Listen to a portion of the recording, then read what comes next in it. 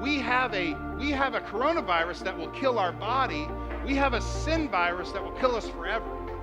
So we need to take care of that sin virus that is inside of us. Now, the problem right now with the coronavirus is there's no vaccine. But the good news for our sin virus is that we have a vaccine, and his name is Jesus, and he has shown us grace. We have a cure for our sin virus. All right, we're in Ecclesiastes chapter 7, so I'd love for you to turn in your Bibles to that particular passage. I'm blessed to have obviously the worship team is still here, and the staff is here, and Mark's family and friends are here, so it's good to have a few people in the auditorium. We do miss you all. We wish you were here. So kind of in my mind, right now what I'm doing is I'm picturing different people in their normal spots, and some would be asleep by now. But I'm really glad that you're here, and I appreciate you being with us online. We can't wait to get together again. This has probably been the most difficult thing, kind of going through this as a country, is because of the fact that we can't get together. We have kind of this crisis, and we're told to stay apart. And there's just this nature of man, when we're having a time of tragedy or difficulty, we want to get together. I remember when 9/11 happened, we had a service the next night after up in our old building, and the place was packed because people just want to get together when there's a time of difficulty or tragedy. But the nature of the virus and the nature of the situation right now doesn't allow that, but we can be together online, and I'm glad that you're here, and I pray that you're challenged by, I pray that you're encouraged by the worship, and you'll be challenged by the Word of God today. So we're walking through the book of Ecclesiastes, and we just kind of wanted, for the sake of normalcy, just to continue to walk through this particular passage. We are in Ecclesiastes chapter 7, and the whole basis for the sermon is found in verse 15. So last week, if you were with us last week, the first 14 verses talked about the 7 keys to a better life. We talked about having a better life and how could we get a better life. And so we looked at the 7 keys to that in the first 14 verses. Then in verse 15, he kind of brings out a question that a lot of people have that tends to ruin their life. And that's found in verse 15. He goes, "I have seen everything in my days of vanity. There is a just man who perishes in his righteousness, and there is a wicked man who prolongs life in his wickedness." So that's an interesting verse, and that's an important verse because it really sets up the rest of the chapter. His question is, why does it seem like sometimes that good people die young and wicked people die old? Shouldn't it be the reverse of that? If you're good in this life, shouldn't you then live a full life and a long life? If you're evil, then you should die early. But it seems like sometimes there's this massive amount of unfairness that happens in the world and happens in our culture. And this is one of the great challenges to people's faith, because all of us have this thing inside of us that we desire for things to be fair. And when things aren't fair, it causes us to question God. And this is why a lot of people have issues with God, because of the fact that they don't think that God is fair. I have a couple of examples of that just from this week. I'm on Snapchat, not because I snap anything, but I guess so I can monitor my children and their Snapchat channels. And so I follow a few people, and there's this one particular channel that I follow, and so they're trying to shame people that are not doing anything because of the coronavirus. So there's these people in Florida. The spring break was this week, and for the first part of the week, things were as normal in Florida. There was a bunch of partiers and a bunch of things going on in Florida, and they interviewed these people on the beach, and they were, they're like, "I'm not scared of the virus, and I'm going to continue to have my spring break. I've planned for this for 2 months." And so they're interviewing these people, and they're kids that are saying stupid stuff. And so this guy on this one channel that I'm watching, he goes, "This is proof there is no God, because this jerk," and he didn't use the term jerk, he says, "This jerk doesn't have the virus, but Tom Hanks does." And he's basically saying that, in his view of fairness, that this kid should get it because of his attitude, but he sees Tom Hanks as a good person, so Tom Hanks didn't get it. And that was kind of his view of the thing, because we have an issue with unfairness. I have a person that I know well who has she's my age, around my age. She has a son. Her son was involved in a tragic event where he was basically attacked and beaten severely, and he has horrible head injuries. They've actually taken him to Nebraska to try to get him help. So I know people that know her. I haven't been able to speak with her, but I know people that know her. And the comment from one of the persons was today, I was like, man, I feel so bad for this lady because she's such a good person. She doesn't deserve to go through this. So when we see unfairness in the world, it tends to cause us to question God. And that's what Solomon's doing here. He says, there is a just man who perishes in his righteousness, and there is a wicked man who prolongs life in his wickedness. So the question that often comes out is, well, why do the right thing if it doesn't really benefit me down here? That's really kind of the question. Why do what's right if I'm going to just die young when this guy that's not doing the right thing seems to be living the good life? So how do we deal with unfairness in the world? So what he does for the rest of the chapter is he deals with this issue of unfairness. He talks about how we can kind of process this. So there are 6 things this morning that I'd like to point out that he deals with in this particular passage that help us kind of deal with this issue of unfairness. Notice what he says in verse 16. Do not be overly righteous, nor be overly wise. Why should you destroy yourself? Do not be overly wicked, nor be foolish. Why should you die before your time? Now, people like to misuse this verse. They like to say, look, see, you can't get too crazy about Jesus stuff. Look at what he says right here. Don't be overly righteous, nor be overly wise. That's not exactly what he's saying here. What he's saying here is you have to resist the urge to go to extremes. And what can happen with people is they can go to one extreme or another. The one extreme is intense self-righteousness, and somebody is self-righteous because they think that they are so spiritual that they now have the mind of God. So they're trying to deal with the issues in the world, the problems in the world, and they read their Bible and they have a little theology and a little knowledge of God, and then they think that they know exactly what God is doing at all times. And you're just not going to know that. So to become overly spiritual and to say things to people that are completely out of line is what he's talking about here. Don't be overly righteous where you know more than God. You don't know more than God. Let me give you an example of that. We've lived in our house for about 16 years, 17 years, and in our neighborhood we had a man whose wife died of a rare blood disease. Died very young, died in her 30s. And this guy wrestled with his faith a lot. And him and I had a couple of walks, and we talked about it. And one of the reasons why he had issues with his faith is because of the fact, not because his wife died of this rare blood disease, but how people, even Christian people, talked to him after her death. Like, he had a man that had the audacity to say to him, your wife died because you guys didn't have enough faith. Okay, that's being overly righteous. That's saying, I know what God's doing here, and you made a mistake by not having enough faith. That's what he's warning against here, and this is where people tend to go. We just need to speak against this coronavirus. That's not biblical.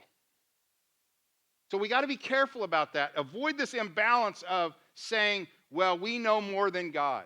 The other side of that, and he addresses with that, well, let me back up and say, it says, do not be overly righteous nor be overly wise. Why should you restore yourself? Because what happens when you start thinking you know more than God, and that's called pride. Pride then puts you at odds with God. God resists the proud. That means God actively works against you. So you're destroying yourself by thinking that you know more than God. But then the flip side of that is that people tend to, because they see injustice in the world, they tend to go the other way and basically take this position of either atheism or agnosticism. Atheism says there is no God. Agnosticism says there might be a God, I'm just not sure. Okay? so they tend to go, what will be, will be. I'm going to live my life how I want to live my life. I'm going to ignore the word of God. I'm going to ignore the commands of God, and I'm going to do what I want to do because there is no God, or I perceive that there is no God. And he warns that group here. He says, look, don't do that, because why should you die before your time? There are laws that you cannot ignore. I cannot ignore the laws of gravity. If I go to the roof of this church and jump off of it, I'm going to either die or severely injure myself, because I can't stop the laws of gravity. The laws of gravity and I will destroy myself if I try to defy them. You cannot defy the laws of God and ultimately it turn out well for you. And that's what he's warning against here. So avoid this imbalance. I don't understand this. I don't understand why kids die, and I don't understand why this happens. And so it's easy to kind of take that and go, we can over-spiritualize everything like we know, or we can go the other way and it doesn't matter. I'm going to do what I want to do. So avoid this imbalance. Then in verse 19, he gives us the second thing that we should do if we don't understand the unfairness that's in the world. Number 19 says, wisdom strengthens the wise more than 10 rulers of the city. So not only do we need to avoid imbalance, but we need to apply wisdom. Now, what is wisdom? Wisdom is seeing the bigger picture. Okay, that's what wisdom, that's a very simplified version of what wisdom is. So how do you know somebody is a wise with their money? Okay, they see the bigger picture. They're investing for the future. They're saving for the future. They're just seeing the bigger. That's what makes a person wise. How do you know a young person is wise? Because they're planning for the future. They're seeing the bigger picture. That's what wisdom is. So when it comes to this issue here of like, I don't understand what God's doing. Life doesn't make a lot of sense. He's challenging us to see the bigger picture, to have wisdom, and not get caught up in the emotion of the moment. Look, I'll be honest. I have never seen anything like what we're experiencing now in my 50 years on this planet. And most people who are much older than me say the same thing. They've never experienced anything like this. But I promise you, this will pass. This will pass. It eventually will pass. But what we can do is we can live in this world of panic where all we see is what's in front of us right now. We live in this spirit of fear. I'm not trying to downplay it or minimize it. We should take it serious. The emphasis is let's try to see the bigger picture. Let's try to see the broader picture, the wider picture. So the same is true with somebody who dies young. Okay, if we believe that our time here is it, if we believe that you live 20 years, you live 40 years, you live 60 years, you live 100 years, and then you die and that's it. If somebody dies when they're 12 or 13 or 5 or 25 or 28, we look at that and we say that's a tragedy. But this life is just a second compared to all of eternity. This world is not their ultimate place. So we weep for those who die young. We weep for those who have tragedy young. But we understand that, man, those that are in Christ have a much bigger part of their story. If you come to our church property, you'll see that we have a little space designated for a special young lady that died way too young. She was out running, and she was hit by somebody that was intoxicated, or not intoxicated, but on some kind of drugs. It was a horrible, horrible tragedy. This young lady was newly married. It's a tragedy. We miss her. We're sad that she's not here anymore, but we will see her again because her life's just not the 28 years that she was here. She's going to live forever in heaven with Christ, where we will be. So when I get kind of caught up in this, man, this is a tragedy, this is not right, I got to remember that this is just a part of their story. Wisdom sees the bigger picture, and that's what Solomon's trying to get us to do here. The third thing is found in verse number 20, when he says, "For there is not a just man on earth who does good and does not sin." So when you're kind of caught up in this, man, that life's not fair, this isn't right, this isn't fair. Number 3, admit depravity. So the third thing that he challenges us to do here is to admit depravity. So the big talk now is the coronavirus, COVID-19, right? That's the big talk. But do you know that we all have a virus in us that is worse than the coronavirus? It's called the sin virus. And everybody is infected with it.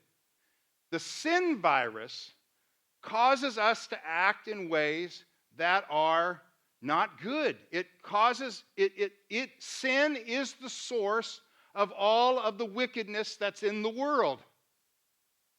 So, a byproduct of living in a world where everybody on the planet is infected with this sin virus, that causes there to be tragedies. That causes life to be unfair. It causes difficulties. Sin and the sin virus hurts people, even those who don't deserve to be hurt. And we must understand that. So he brings up the point, look, there's going to be unfairness in the world because of the fact that we're surrounded by sinners. Your life may be jacked up because your dad was a mess.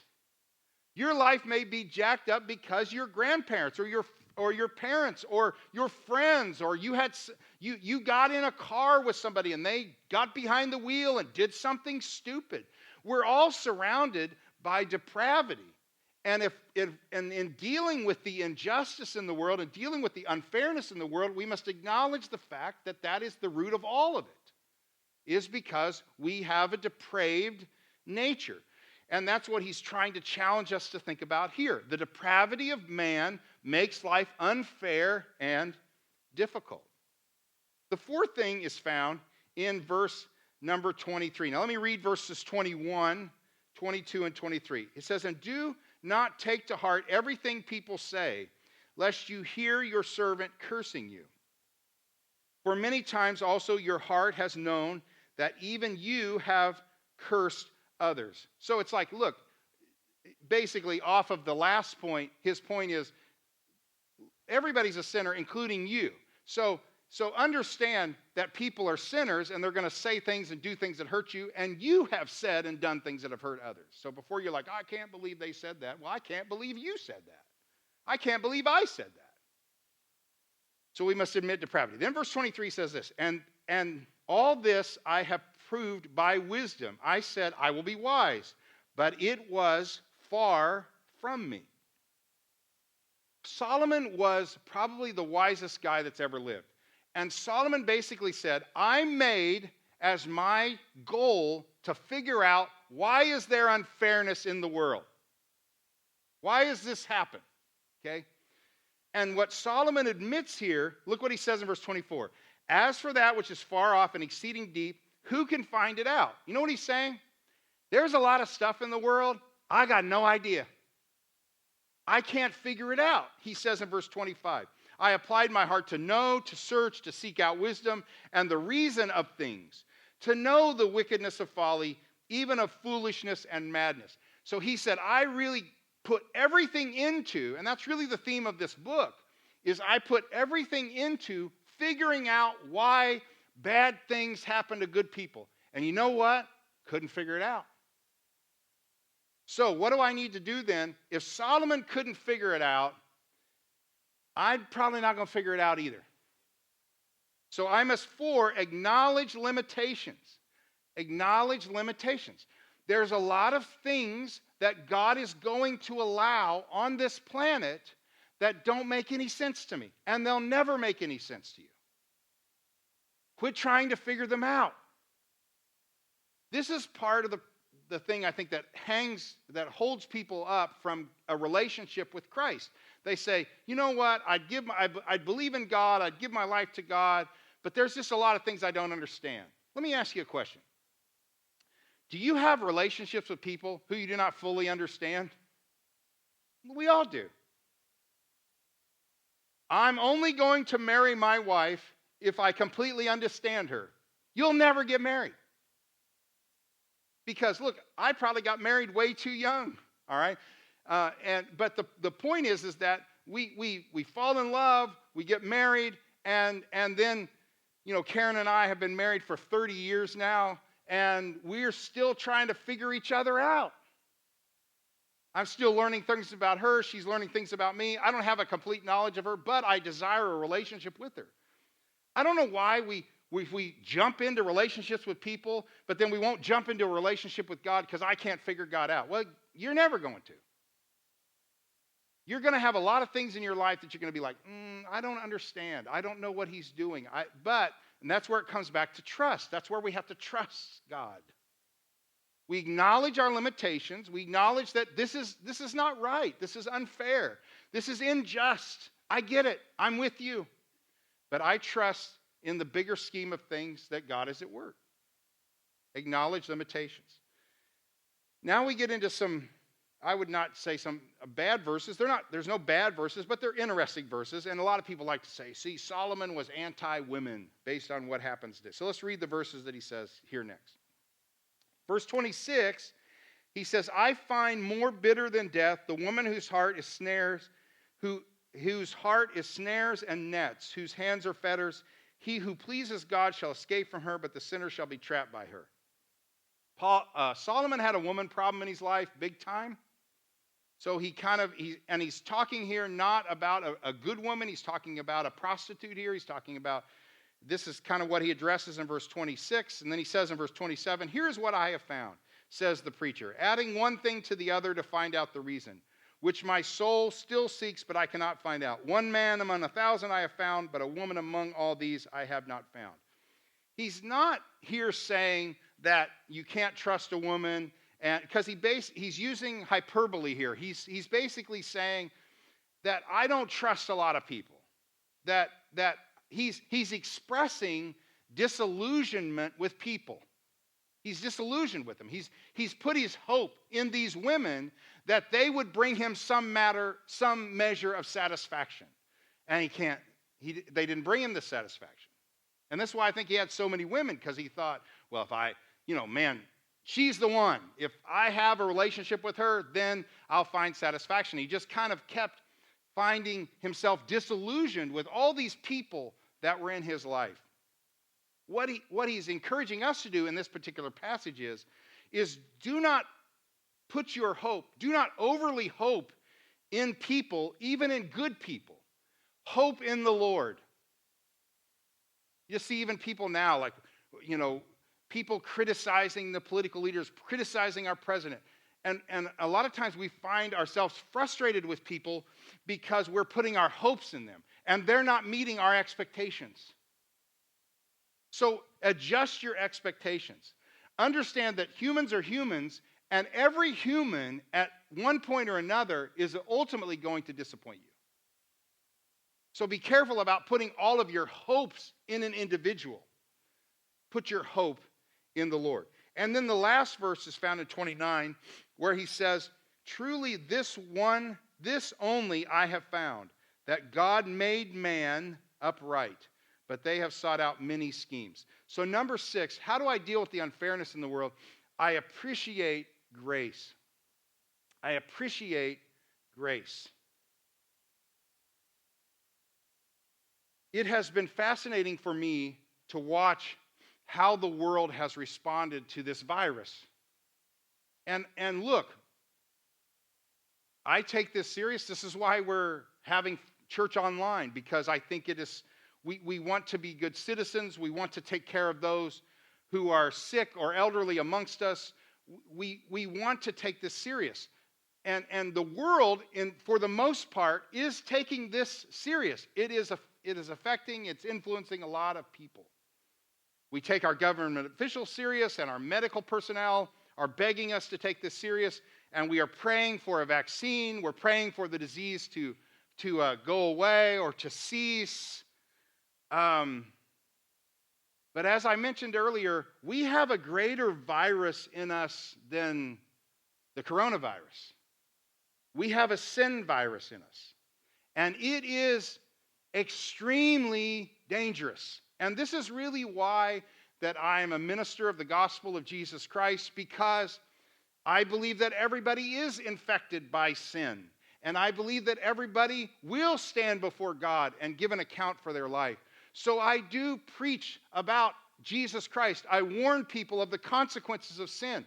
And it's funny that, preachers and people who try to share the gospel are called fear mongers. I don't hear anybody out there going, oh, you bunch of fear mongers warning us about the coronavirus. Now, I'm sure there is some of it, but the bigger point is this, that we have a coronavirus that will kill our body. We have a sin virus that will kill us forever. So we need to take care of that sin virus that is inside of us.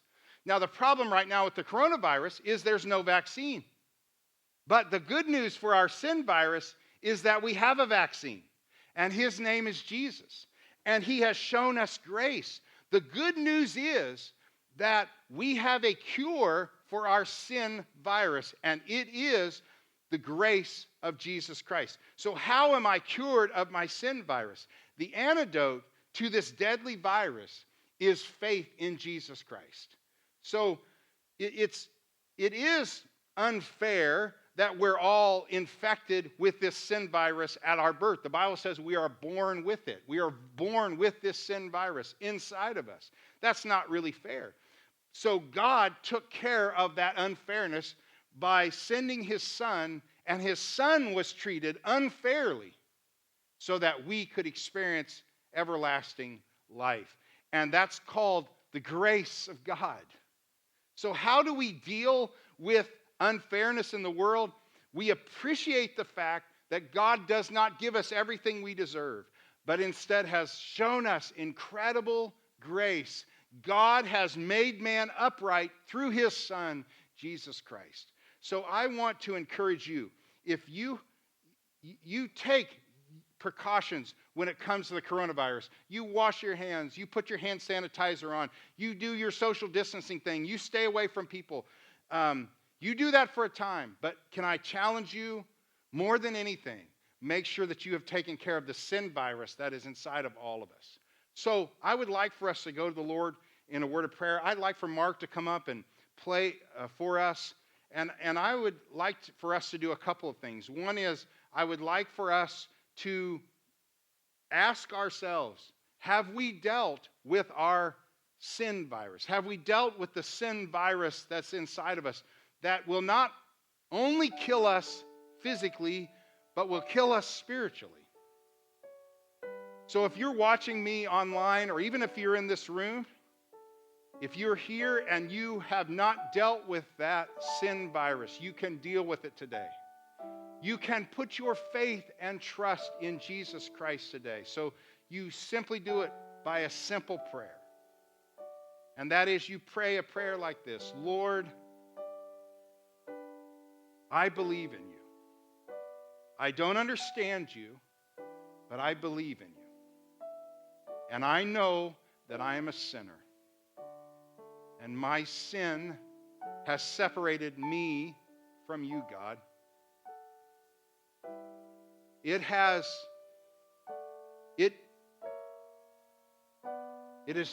affected me in a bad way. But Jesus, I believe in you. I believe that you died for my sins. I believe that you rose from the dead. And I believe that you are in heaven, next to the Father. Today, I put my faith and trust in you. Please come in my life, God, and make me a new person. Father, I want to thank you for those who maybe have taken that step of faith. They have acknowledged who they are. They put their hope in Jesus Christ. Lord, I pray for those who are, maybe there are Christians, but they're struggling with their faith. They're struggling with, why are these bad things happening in the world? Lord, that they would trust in you, that they would rest in you. They would quit looking for people to blame, and they would look for someone to trust. And there's nobody that we can trust more than you, Jesus. So we trust in you, and we trust in you in the days ahead. Thank you, Lord, for this time we've had. Thank you for your word that challenges us. Help us to live courageous. Help us to live with hope. We pray this in the name of Jesus. Amen.